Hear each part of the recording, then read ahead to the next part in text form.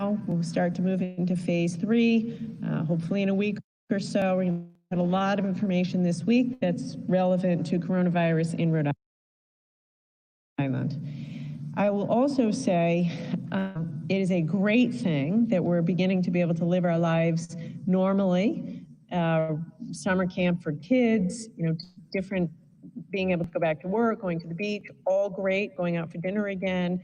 But it means that it's actually more important than it used to be to wear your mask, wash your hands, stay home if you're sick, and always keep yourself 6 feet away from people. I'm going to say that again. More important now than even a month ago, because our mobility is up, people are out and about more, interacting more. Good, I encourage that. But it means you have to be more vigilant, myself included. We're living a new way of, living, more vigilant to 6 feet distance, avoid big crowds, wear your mask when you're near people, wash your hands, stay home if you're sick. I also would like to encourage you, if you haven't done it already, to please consider downloading and using the Crush COVID RI app. We are over 50,000 downloads. That's great. It's a fantastic 50,000 Rhode Islanders doing the right thing, downloading it, using it. Please consider it. If you want to use it to its fullest, which is what I would recommend, you can turn on the location diary tracker. If you're not comfortable doing that, at the very least, you can do the symptom tracking. You can get updates. It's an excellent way to keep yourself informed and keep yourself safe. I will say for myself, now that we're out and about more, sometimes it's hard to remember every day in your contact tracing notebook. But if you have the app on, it logs all of the addresses. And so you can remind yourself where you were and who you may have been in contact with. Which again, I do want to make a plug for your contact tracing notebook. Also more important, you're going to be interacting with more people now. Just if you can, take a minute to jot it down. What I have found myself doing when I forget is you can look at your Crush COVID app, you can see the addresses you've been, and then you remind yourself who you may have been near. Please, it's incredibly important. If you don't do this, if we all don't do this, more people are going to get sick. You're seeing it happen in other states. Don't take my word for it. Look at Arizona, look at Texas, look at Florida, look at North Carolina, look at these other states. I don't want our hospitals full. I don't want to have to retract and pull back on our economy. I don't want a lot of people getting sick. So let's do the right thing here. Let's today recommit ourselves, more mask wearing, use of the COVID ID, Crush COVID RI app, and use of your contact tracing notebook, because it's what's going to keep us all safe and allow us to move to phase 3 on time and again to phase 4. So with that, I want to begin as we always do and go ahead and put up the data. It's another good news story for Rhode Island. Today we have 25 new cases to report. So really a nice downward trend in hospitalizations. Very sadly, another 5 deaths. The virus continues every day. We lose people to this virus. Mostly older, most frail, mostly in nursing homes, but every day people are losing loved ones. So we have to stay vigilant. Over the weekend, we hit another really important milestone. We passed 200,000 tests, which means more than 20% of Rhode Island's population has been tested. That's #1 in America.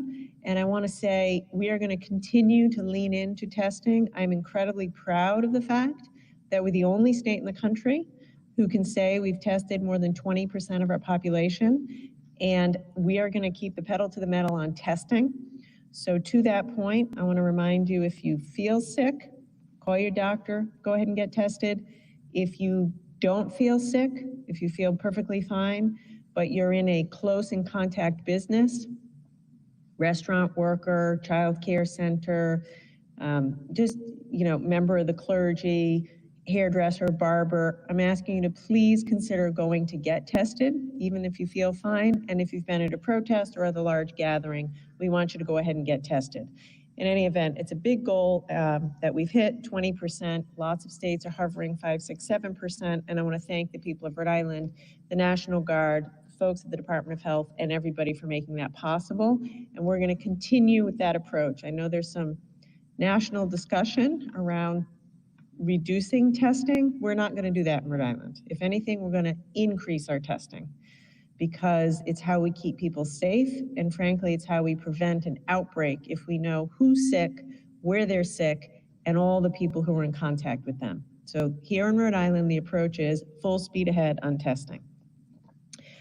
Last Friday, I took an extended period of time to roll out what we expect phase 3 to look like. And on Wednesday and Friday of this week, I plan to do even more details around phase 3. I do want to say this: we are not now in phase 3. So I think I maybe created a bit of confusion by addressing it last Friday. So I'd like to clear that up, please. It is my executive order for phase 2 is set to expire a week from today. It is my hope to be able to start phase 3 when that executive order ends. And I'll do another executive order to officially enter phase 3. But for this week, until that happens, we're still in phase 2. So right now in Rhode Island, this week, we're still in phase 2. So what does that mean? No social gatherings, 15 or more people. I realize that's a drag, and it's hard for me too. Summer's here, we want to be gathering in larger crowds, but we're still in phase 2, and so here in Rhode Island, the law is social gatherings, 15 or fewer, and I'm asking you to hang in there for at least another week until we officially enter phase 3. And we're going to be looking at the data all week this week. Okay. I want to take a minute to talk about the weekend. On a go-forward basis on Mondays, I'd like to update you on what we saw over the weekend. Obviously, a weekend, particularly in summer, is a time where folks are out and about. And this weekend was a beautiful weekend, thankfully, and hopefully you were able to spend some time outside. So not surprisingly, we had full houses at our beaches and all of our parks. Some of our biggest parks, Lincoln Woods, Goddard State Park, and Colt State Park, they all reached capacity. And we had to, for periods of time, shut those parks. I want to say thank you to the people who waited patiently in line or came back later. We had no incidents. It was a hot summer day. There were people who showed up to Lincoln Woods or Goddard or Colt State Park and were told they couldn't get in. We had no instances where folks were hot-tempered. Everybody just either waited or came back later. Thank you. Thank you for your patience and your understanding. It does make a difference. Same thing for the beaches. Saturday was the most popular beach day we've had yet this season. All of our state beaches had hit their capacity by midday on Saturday, some of them actually even by late morning on Saturday.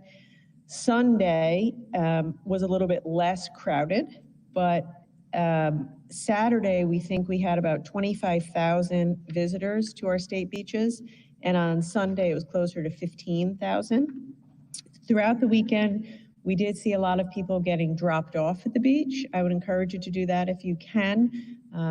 You know, we had to close some of the parking lots, but some people got dropped off, which was a help. We did have, you know, unfortunately, a lot of people who were congregating on the beaches, and we had to have our DEM park rangers break up some of the crowds. Some of the folks who we asked to distance weren't as patient and understanding as we would have liked. So I'm just going to say this. I know it's inconvenient, to say the least, that you can't hang out in big groups on the beach. But the gathering rule is 15. If we thought it were safe to let you congregate in big groups, we would. And we're asking you, please, to be patient and understanding. It's for your own good and the good of everyone in Rhode Island. So go to the beach, have a great time, but if you're in a big group for a long period of time, close together, we are going to ask you to socially distance. And if that happens, I would ask you, please, to be courteous and respectful to the park rangers who are just doing their job. They're just doing their job to ask you to have a little space. I'll also say this. The beaches got crowded this weekend, the lines were long, and I know we have to make some changes, so I'll be back to you on Wednesday with some changes. We're trying to work through it. It was our first big summer weekend. We've never been through this before. By and large, everybody was excellent and waited patiently in line, but I understand it was far from ideal, and so I want you to know we have been working on it and we're going to make some changes so that hopefully next weekend will be a little bit smoother. I also want to say, when you're at the beach, please bring your mask. So here's the thing. If you can be reliably distanced from somebody and you're outside, then you do not have to wear a mask, right? That's just common sense. If you're sitting on your towel, with your family, or you're going swimming, you're going for a walk, you're safely apart from people, fine. But if you have to go use a restroom, if you have to go to the pavilion, if you want to go to the snack bar, if you are going to find yourself for more than 10 minutes in close proximity to someone you don't know, you want to have your mask with you so you can pop it on if you need to. So I think we're all getting used to it. It's a new thing for all of us. We're all going to make mistakes, but just please try, throw it in your beach bags. So it's really, when we see folks in line at the pavilion, at a snack bar, for the bathroom, we'd like to see you have your mask on. It's our shared responsibility to one another to keep one another safe. That's how I would ask you to think about it. Rhode Island is leading the pack in the nation for how well we're coping with the virus. And we all have we are all in this state, we're all in this community, we all have a shared responsibility to one another. And that means social distancing, hand washing, and mask wearing when you're near somebody who you don't know. Okay, also over the weekend, we had many inspectors from Department of Business Regulation out and about. We, this weekend, focused on gyms and restaurants. We're going to target different areas each weekend. This past weekend, we did gyms and restaurants. They went to hundreds of businesses all across the state. I would say, by and large, good news. By and large, good news. Roughly 94% of employees and almost 90% of customers were wearing their masks at the businesses where we visited this weekend. So I want to say thank you for that. I will tell you this: if you have a restaurant or a retail establishment and you're not having your employees wear a mask or encouraging your customers to wear masks, you should know that the people who are most upset about that are your fellow restaurant owners, your fellow gym owners, the folks who are trying hard to follow the rules, because they know that it's going to hurt them and the business if everyone doesn't follow the rules. So I would just ask you, this weekend we did restaurants and gyms. There was broadly excellent compliance, but in some places not. And it just, it's the right thing to do it for Rhode Island, but do it for your fellow restaurant owners, because they're the ones we're hearing from saying, it's not fair. I'm following the rules and they should have to too, because I don't want restaurants all to have to be closed again. So to those of you who are doing a good job, thank you. And to those of you who need a nudge, I'm nudging you in the right direction and asking you to do the right thing. One area where we need to do better is in compliance with the COVID-19 control plans. So as they were out, they surveyed more than 200 establishments. We only had about 80% compliance of businesses that had their COVID plans at the ready to show the inspector. That's not good enough. 80% is not good enough. And we're gonna have to start increasing our enforcement a bit unless folks try harder to comply.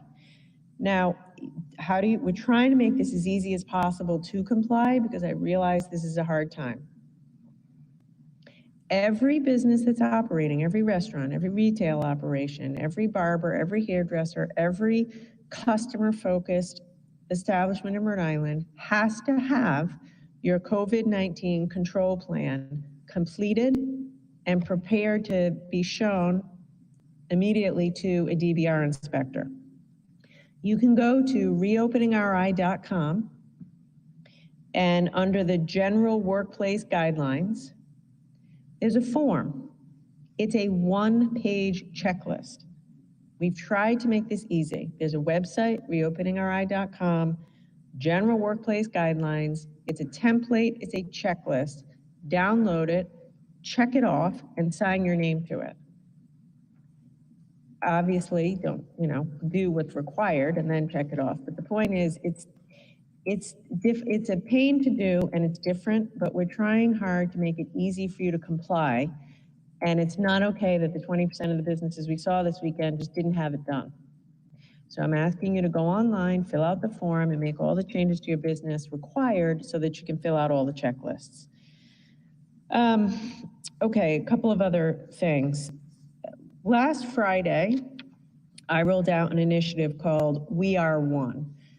It is an initiative fully philanthropic, no taxpayer dollars. I am raising money to help those who have been most affected by this virus, who are undocumented immigrants. As I have said from day one, this virus has been brutal on everyone. It's been especially difficult on those who can least afford it.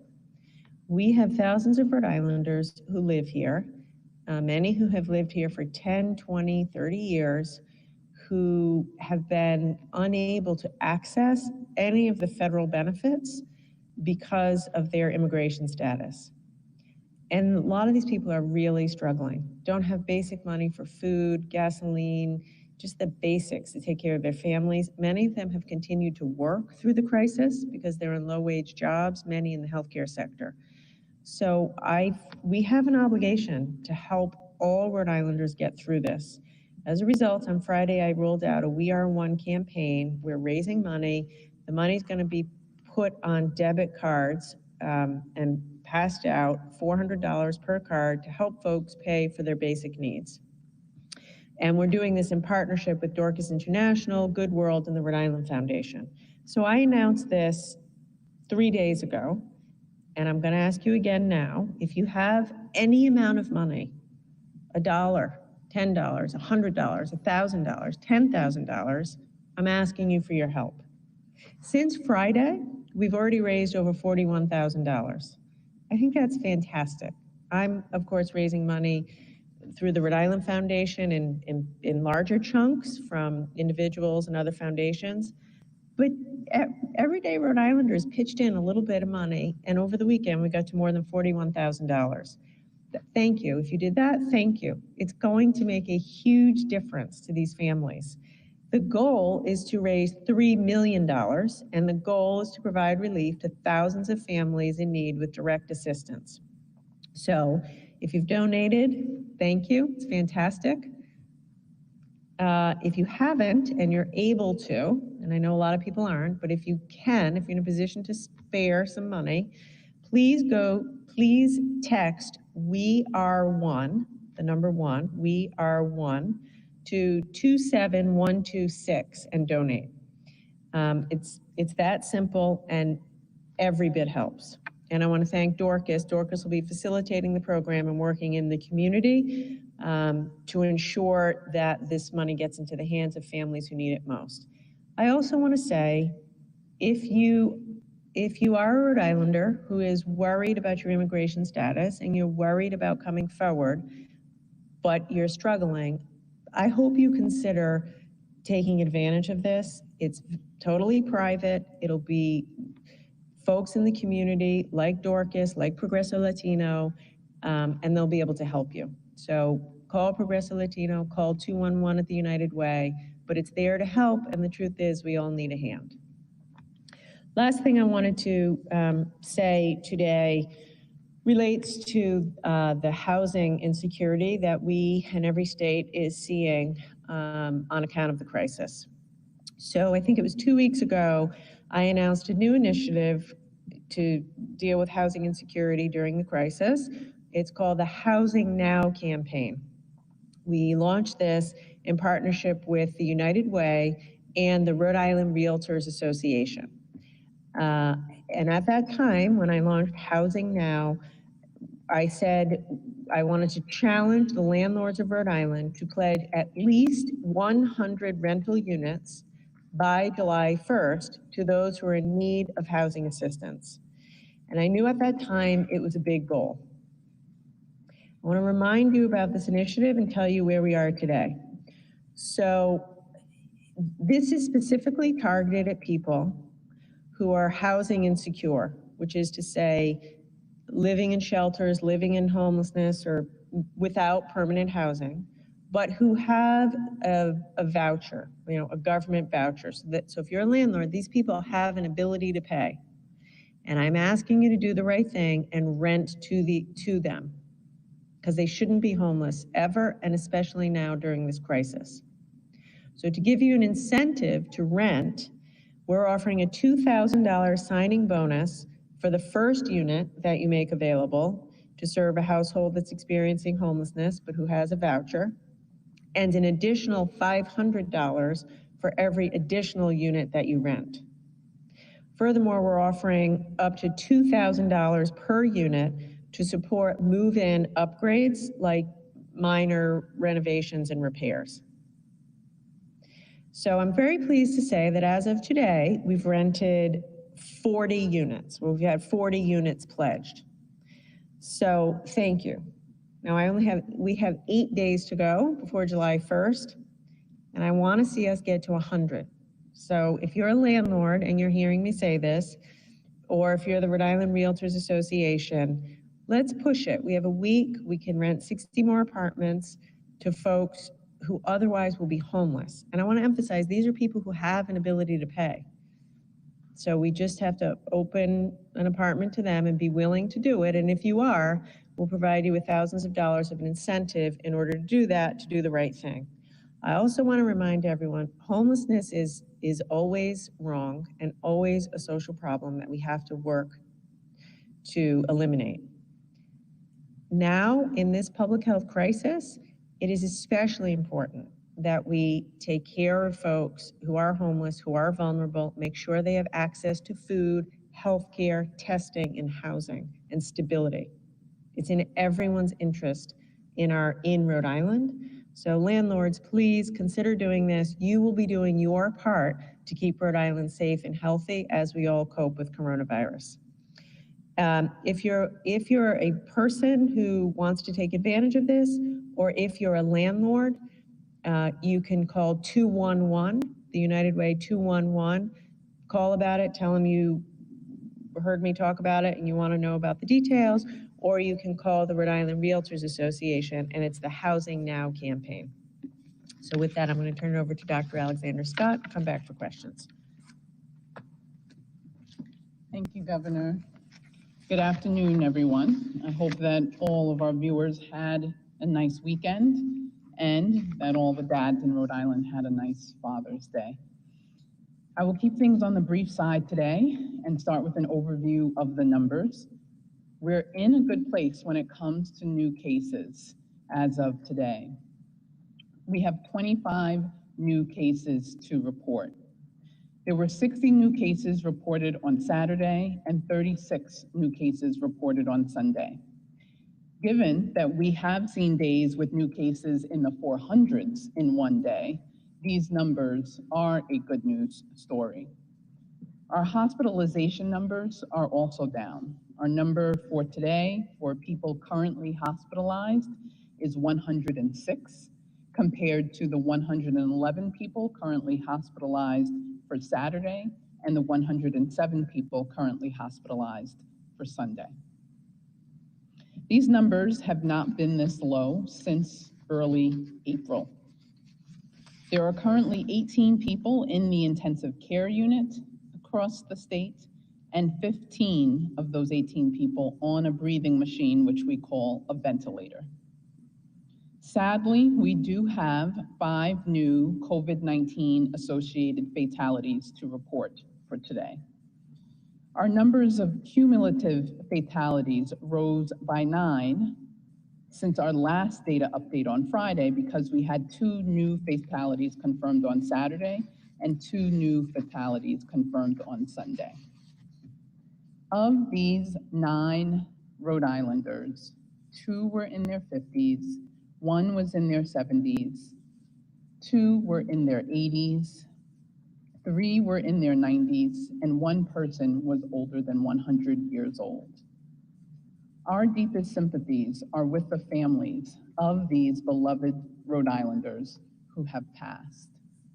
And before passing things back to the governor, I just want to finish with reiterating the importance of the shared responsibility. We've talked about the teams of people working on behalf of the governor to make sure that everything is in place to keep Rhode Island in the forefront. All of the people that are working on contact tracing, all of the people that are helping us achieve what's been shared. We've tested the equivalent of 20% of our population. All of the inspectors from Department of Business Regulation, from Department of Health, Rhode Island Department of Health, from Department of Environmental Management, and others are all out there helping to ensure that Rhode Islanders have what they need. From that shared responsibility standpoint, it's to be able to say that we believe in you doing your part as well. It's in addition to those teams of people, we can rely on you to make the decision to carry the cloth covering with you, to make the decision to stay distanced, to make the decision to turn away if you see a crowd. With kindness and understanding, do your part to help all of us as Rhode Islanders stay ahead in the forefront. That's something that we can do together, thinking on the positive. When we look at what our communities like Central Falls and Woonsocket have done, the percent positivity has decreased to the numbers that we need it to go in that direction. That's something strong, that's something positive. It shapes the resilient Rhode Island that we want to move towards. And we want to encourage everyone to continue to do their part to help us get to where we need to be. We want to continue to educate you on the risks that are involved. And as the doctor here, it's my responsibility to help ensure you understand why. The science of the virus, why the masks work, why the distancing is important, so that when you're out there and it's a beautiful summer day and you don't want to think about it, you understand that it does make a difference when you apply these tools that we've worked so hard to give you. So thank you in advance for continuing to keep Rhode Island in the forefront, and we'll get started with questions. Is it getting tougher to maintain that message? It's not tougher to maintain. We certainly understand that it's tough to follow. And that's why we want to continue to encourage and make sure that people have the tools to make the decisions for themselves. I mean, the governor's talked about the fact that it's been, a lot of people think maybe we've moved ahead and we're on to phase 3. And phase 2 is behind, and yet it's not. I mean, how difficult a task is this? Yeah. One of the most poignant things to do is to point to what's happening in other states. I'm in constant communication with my counterpart in other states throughout the country, Washington, the South, the Midwest. Everyone understands that the key to stopping what you're seeing in other states with those increases is exactly what we're talking about every day. Wearing the masks, keeping the distance, keeping your groups small. That consistent ability to do it, and that's what we're calling on Rhode Islanders to be able to follow, so that we don't replicate what's happening in those other states, because we can't do that. Dr. East, how would you respond to, in following up on that, what's often called fatigue or virus fatigue or whatever, the feeling that people have, and they express on social media anyway, that the virus is pretty much a solved problem and they no longer need to follow the rules? The fatigue is an understood thing. It's something that we are all experiencing to some extent. And so it's important for us to understand that the virus is still here. Unfortunately, you can ask the family members who understand when people are hospitalized or has lost someone, that the virus is still here. However, we have the tools in place to help us overcome it. It's being able to wear the cloth face covering, it's being able to distance, and it's being able to keep your groups small. Among the other things that we're saying, in the midst of the fatigue about it, we want to make sure that no one becomes complacent. The numbers that we have as a state should not be taken for granted. Doctor, in terms of the numbers, how are we doing in Central Falls, Olneyville, sites like that you mentioned they're decreasing? Are they below 20%? And then also, of the 200,000 tests that we've conducted here in the state, what's the percentage of those that are pediatric? So for Central Falls, Pawtucket, Providence, they are absolutely below 20%. And I think it's important to be able to call that out because so often we talked about how much more challenging it's been in those communities, and it has been. But to really be able to call out the strengths, the resilience, the courage of the members of those communities. We now have percent positivity in Central Falls, 8%. Percent positivity in Providence, 8%. And in Pawtucket, 4%. That's the 3-day average over the last 3 days, but is definitely something that people from those communities and all of Rhode Island can be proud of, what we are achieving together and more that we have to go. In terms of data for our youth, we continue to have numbers that are extremely low, less than a small percentage, and I can get those exact numbers to you, of pediatric cases less than 19 years of age have been impacted by COVID-19, and so we're thankful for that as well. Governor, there's certain places where you're finding less compliance, whether it's in crowds and busy summer places like Newport, or people leaving the beach or walking the streets, mostly in South County, in those places that would typically be busy when it gets nicer out in the summer.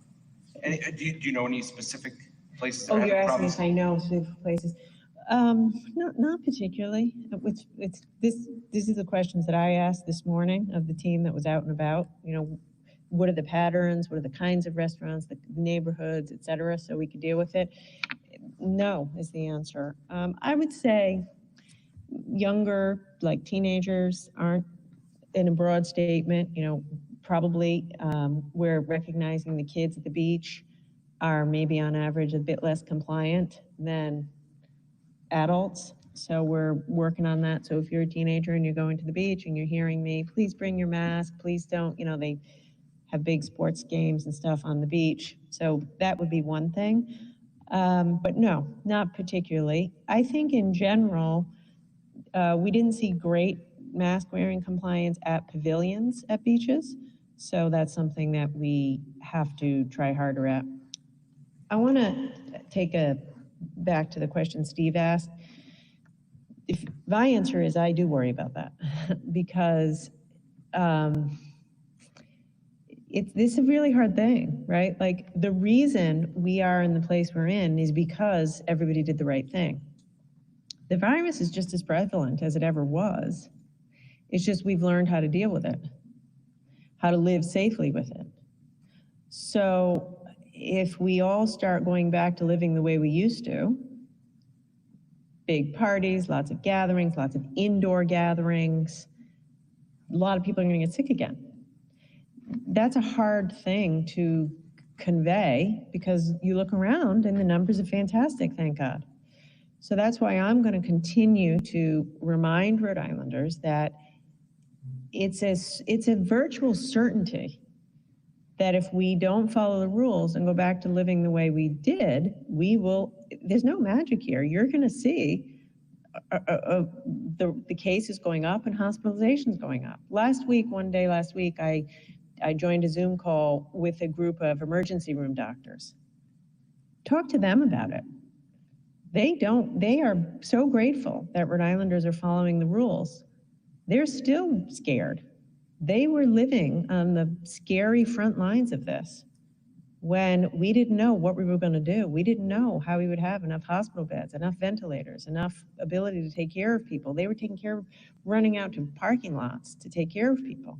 That was like a month ago or a month and a half ago. We will be right back there again if we don't follow the rules.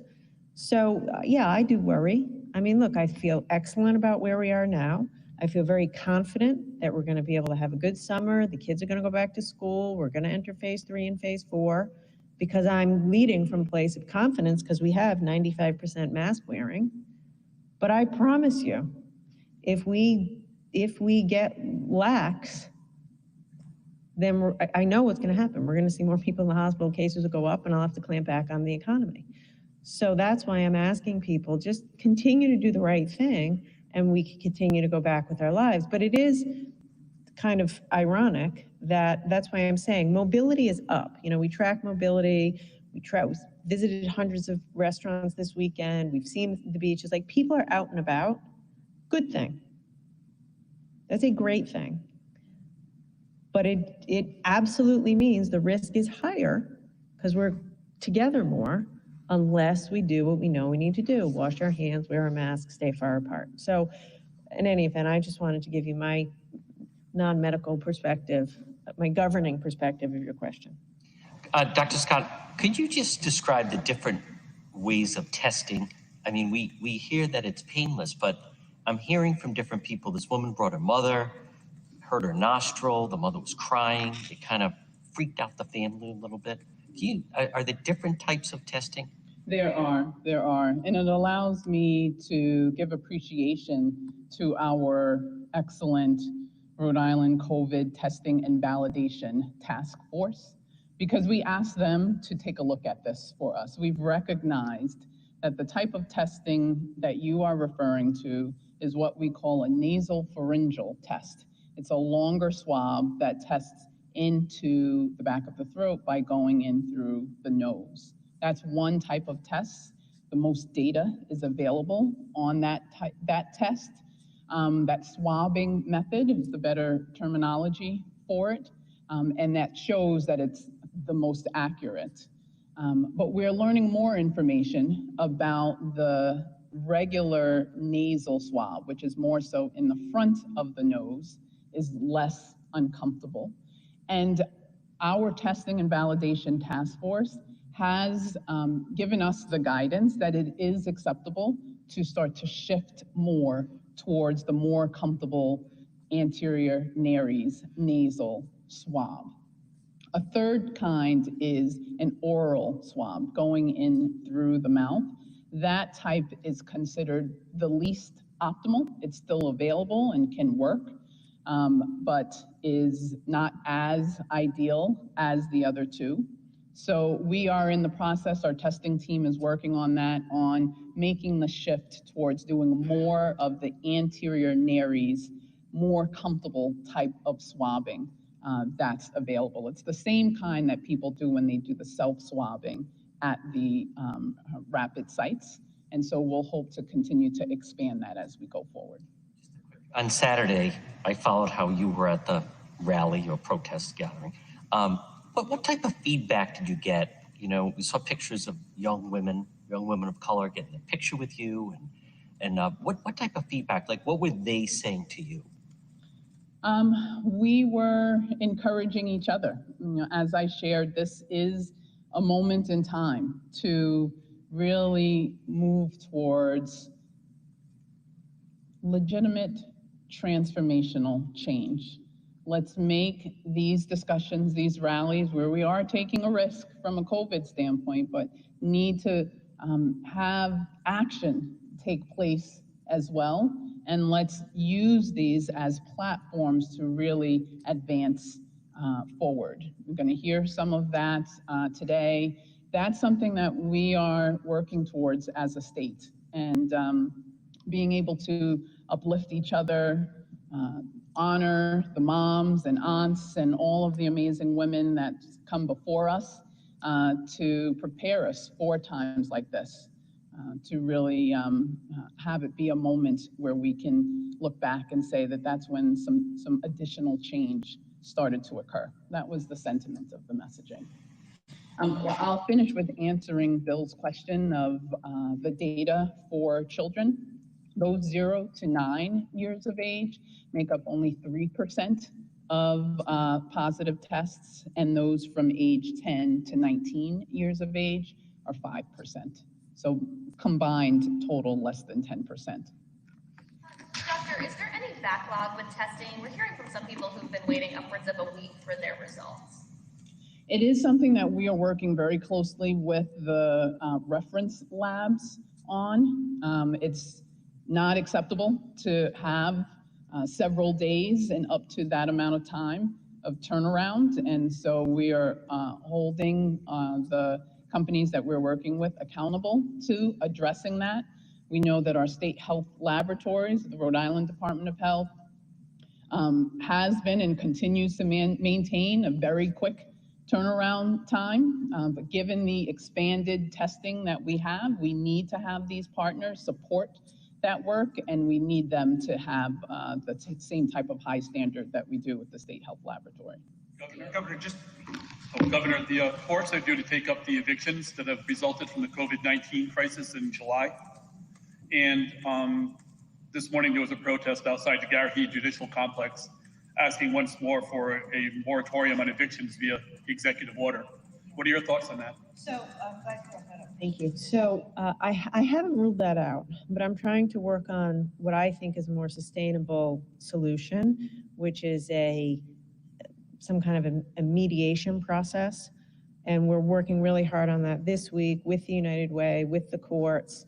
It requires us to get a system where we have mediators, which will be available at no cost, and also legal representation for every tenant.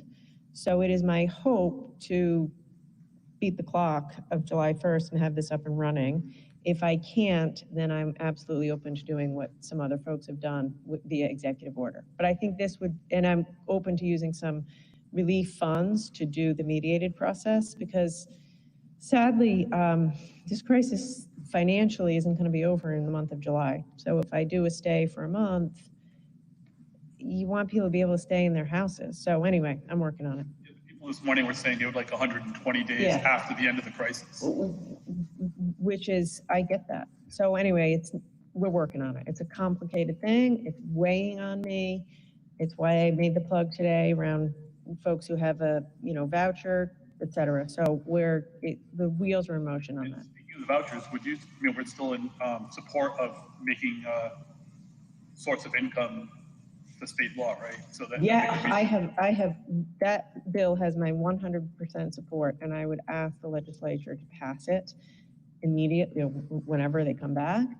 I supported it last year. I think it's wrong. This is an income. You shouldn't discriminate on the basis of source of income. But in the meantime, right now, we're providing a financial incentive for landlords to do the right thing. Governor, 3 weekends ago, houses of worship reopened. Have you done these spot checks, or do you have any data showing whether this has been done safely or appropriately or not? I haven't personally, but the team has, and by and large, we have seen excellent compliance. In fact, I want to thank you for asking me that, because I've been meaning to thank members of the clergy for their outstanding cooperation. If you have particular places of worship where there have been issues, you should let us know. I would say that to anybody. We have had a few instances, and I'm going to ask the doctor to talk about it in a second, where we've seen an outbreak, and we've had to go and test everybody. But by and large, houses of worship have been extremely creative in their approach, and everyone's trying really hard to be compliant. Interestingly, many have still not opened. So even though we did it a few weeks ago, many have still not opened. But I want to ask the doctor to talk about this, because I think it's important that everyone knows what's happening. We have been seeing quote unquote outbreaks. You have to recognize an outbreak is 2 or more cases in a combined area where they're connected. Our team has been on it in those instances to test and do contact tracing, and one was in a church in an effort to keep a lid on the virus. And what the governor just described is our overall approach. Businesses, places of worship, and other entities as we go forward. We are focused on being aggressive. So in one of the church scenarios, it was one person who tested positive with symptoms. We were able to very quickly get involved, help ensure that the appropriate infection control guidance is in place. Many may or may not know that our recommendations included standing further apart if someone is singing because of the ability of the virus to project further than the 6 feet. So we have a 14-foot requirement in that situation. That's the type of messaging and the level of detail that we're working with places of worship. And with this scenario where there was someone singing, we were able to very quickly get involved, help ensure that the testing is in place that's needed of a wide group of people that were closely connected, ensure that the infection control guidance is followed, and continue to support them in ensuring that cloth coverings are worn. These are the same tools and guidance that we want to share again and again so that folks understand this is what works to stop the spread of COVID-19. Doctor, forgive me if this has been covered before, but how do you measure the effectiveness of the contact tracing program? How effective is your program? There are a number of ways that we can measure it.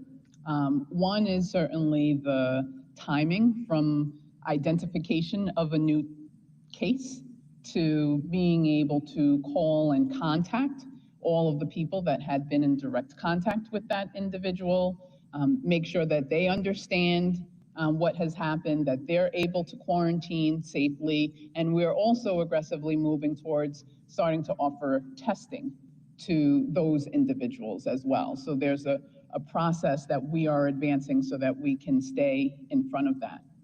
When you see in these clusters of cases that the governor shared that you don't have a second round and a third round of additional clusters of cases, that is one of the indicators that we have done an effective job through contact tracing at stopping the transmission.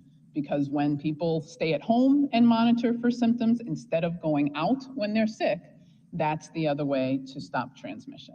Can you answer the question? How effective is it, and by what metric you use? Yes, I answered the first part of the question I had heard, which was what methods are you using to tell? Now hearing the additional part of the question, which is how effective is it? I would say it's very effective. You're not hearing clusters of cases, second and third generation with the one outbreak occurring in a variety of situations. When we talked about outbreaks in manufacturing companies, that was early on. You haven't heard that happening again since. That's an indicator of the effectiveness of our contact tracing work. We kind of went over this last week, but what role does the National Guard play in the contact tracing, and how close are, I guess, the new elements of that team ready to take over for the National Guard once we hit the July 1st current cutoff point for the Guard? So the National Guard has been invaluable to this entire COVID-19 response. If you know anyone who's in the National Guard, just thank them. General Callahan, tremendous leader and a tremendous team. Your question allows me to confirm, similar to what I shared before, we're not going to have just an immediate cutoff and then have a cliff and not have a plan in place. We do have the National Guard extending through July and even into early August in certain situations, but we are well on our way through a warm handoff transition plan, person for person, ensuring that we have all of the contact tracers in place and can expand beyond that as we need to as well. Governor, earlier on today you mentioned national remarks about reduced testing and that's not going to happen here. Could you just clarify you're referring to what the president said, and have you seen any evidence of a slowdown in testing supplies or anything to that effect? And I know there was a lower number of tests over the weekend. If you Yeah. could speak to that as well. So quickly, because I wanted to clear this up, the president has signed an executive order for all states with respect to the Guard until August 21st. So I'm not sure where July 1st came from, but I wanted to clear that up. It's August 21st. That's what we're preparing for, assuming it won't be extended again. And as the doctor said, we have a staged plan, but I want you to know and everyone to know we have months. So between now and the end of August, we have plenty of time to do the handoff. To your question, yes, I was referring to that. I've been getting a lot of inbound, Governor, do you agree with the president? Are you going to slow down testing, et cetera? My answer is I absolutely do not agree, and we are not slowing down testing, because testing is one of the most powerful tools in our toolkit as we go forward dealing with the virus and preventing outbreaks. I mean, the way I would have answered Clampkin's question is we haven't had major outbreaks. So I think it's because we're doing testing and contact tracing. Not perfectly, but, pretty well. So no, there's no slowdown in the supplies. Having said that, our testing team now, what I have them focused on is preparing for the long haul. We're going to be needing to do testing until there's a virus. We could be a year away from a virus. Vaccine. We need to vaccine. We could be a year away from a vaccine. So I never again want to go through that horrible experience of not having access to testing supplies. There's no guarantees, but we are working right now. We actually have an RFP out to try to get some long-term relationship with testing suppliers, because I want to do more testing, not less, and I want to make sure we have enough supplies to do the testing for the duration. So I'm looking, as they say, get longer-term contracts in place. Also, to pick up on something the doctor said and what John asked about, I had the difficult form of the test. I didn't find it to be particularly uncomfortable or difficult. Having said that, it's not pleasant, and I could see if you were older, it would be difficult. Also, I'm asking people who feel perfectly fine to go get a test.